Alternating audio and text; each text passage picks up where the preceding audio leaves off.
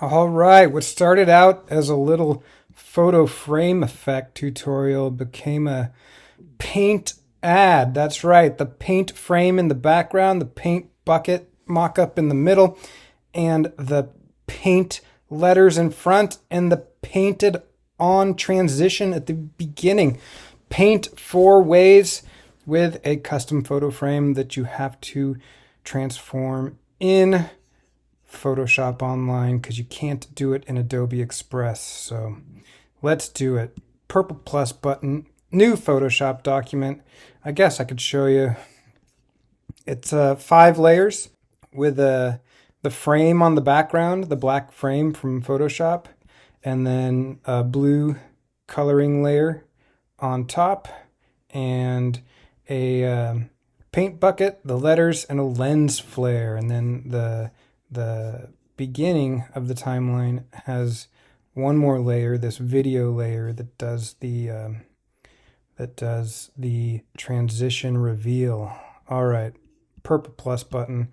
Let's do it. Like I said, it was I kind of wanted to start just talking about these photo frames because they're a nice way to kind of add a cool visual interest, custom touch to a design. So add content, media. You could try photo frame, you could try paint frame, you could try ink frame, you could try film frame. Okay, so I searched photos for grunge frame and found a bunch here. I'll just choose the one at the top. Okay, but the problem is, right, is you want to expand them, but then they don't fit the aspect ratio of your document.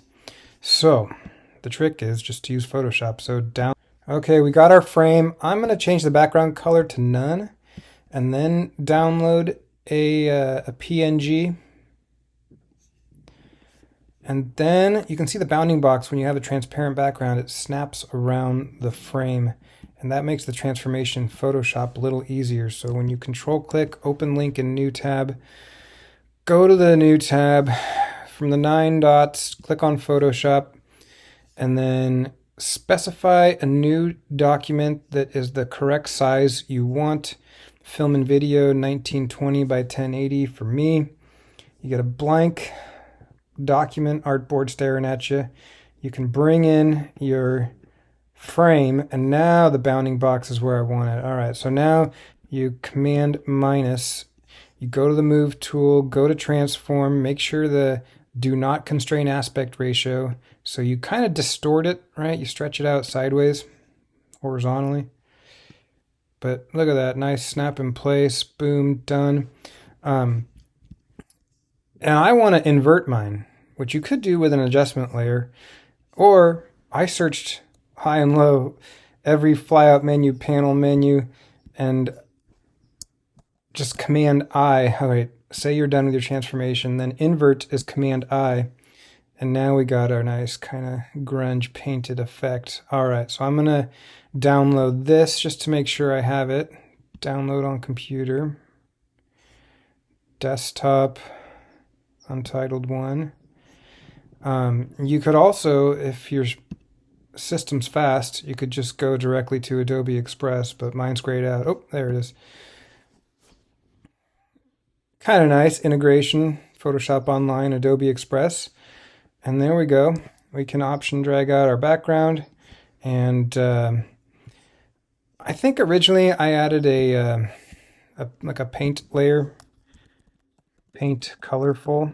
So, but then I started adding so much stuff and photos that I ended up just applying a duotone adjustment to it, right? So if you want something that looks kind of canvas textury, that kind of fits your design, see how the canvas, you can view it, and then change your blend mode to opacity screen, and that edge comes back.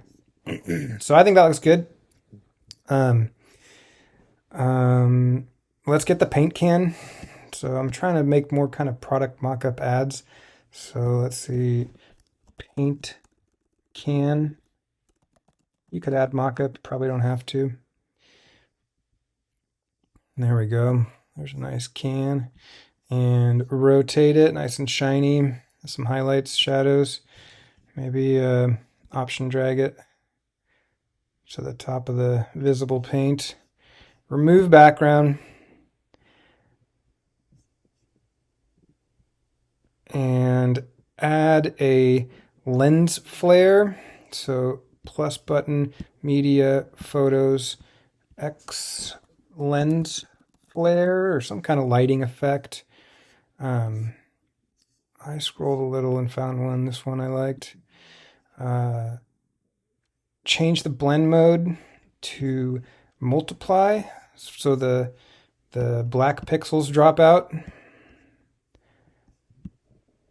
Screen, so the black pixels drop out, like I said, and put it kind of in a highlight spot. If you don't like the yellow, if you think the yellow is kind of not the right color, you could go to Effect and Grayscale. You could also go to Adjustment and play with the brightness contrast, but I'm just going to leave it for now. So, all right, so we got a nice lens flare.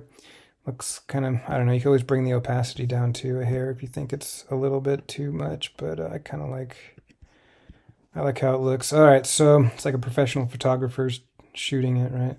So next, let's get the letters. Type tool. Add your text and paint, all caps. Highlight your text. Change to a font you want. I'll choose Anton and option drag, or just drag a corner, because I got to do 2 drags here anyways. And reposition until I get a smart guide. Bring it down a little. And then I just went to effects and did red paint. So under generate effects, view all, create your custom red paint. And so because you could leave the rainbow color in the background, but I don't know, to make it look like a Pepsi can or All American. There we go. There's some nice paint effects on the edges. So I could go back and check out the different options, but you can check them out. They kind of match the edge of the grunge, the paint, right? So again, we're getting paint multiple ways. All right, so while we're just kind of got a lot going on, so I'm going to click on the rainbow color layer, rainbow paint layer, and then I am going to go to effects and duotone and click on like a blue hue and adjust it so it's kind of like I don't know, a soda color, or I'll leave it over here. Copy the hex code, go to highlights, paste in the hex code, hit enter to apply the change. You could, if you want to add a little more details in the highlights, you could bring, right, if you want to bring back some of that like paint texture from the painting in the background, maybe just a hair there, right? So something like that you could change. All right, so looking good. Okay, we could bring the lens flare up above the paint layer, but it seems to, oh, it did look, I think it looks kind of nice on top there with it. All right, so we are good to go. We need to animate our text to do some kind of reveal or entrance. So I think I actually just did typewriter really slow. So double click and then change the duration to like 5 seconds, 4 seconds. It's still a little slow, but all right, it's fine for demo. Okay, one last touch is the transition. So media, videos, paint transition. I think I chose the second one here. Yeah, that's fine. And add to the top layer. So we need to group everything else. So I'm going to Command Z once and then Command A or marquee drag and select all, and Command G, group everything. Then we can bring in the video layer, deselect on the background. Then we can bring in the video layer. All right, and change the blend mode of the video layer to opacity screen. Hit play. All right, so So I ended up having to make a second page and then trimming. So I added a page and then I moved a bunch of stuff, basically the group, Command C to copy the group over. And then I Command V painted it. And then I got rid of the letters, the paint letters from the first layer, and I trimmed it way down to right now it's this long transition video that just keeps looping. So I let the first paint on, and then it kind of stops. I guess you can split the clip. There should be a right click, control click, split right there, and delete that clip. So now it's just the paint on with the can. And then I went to my second page where I just put everything else, and I Command A, select all, Command C, copy, and then when on this first page, edit timeline, you can add media and you just Command V. No, you add a blank scene and then Command V into it. And then we're getting close, a little transition, add transition, across dissolve, half a second's fine. And let's see, let's hit play.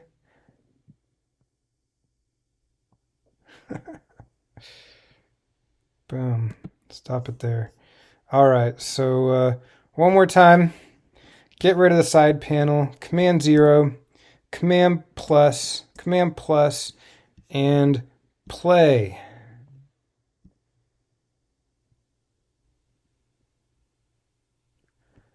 All right, so have fun with that.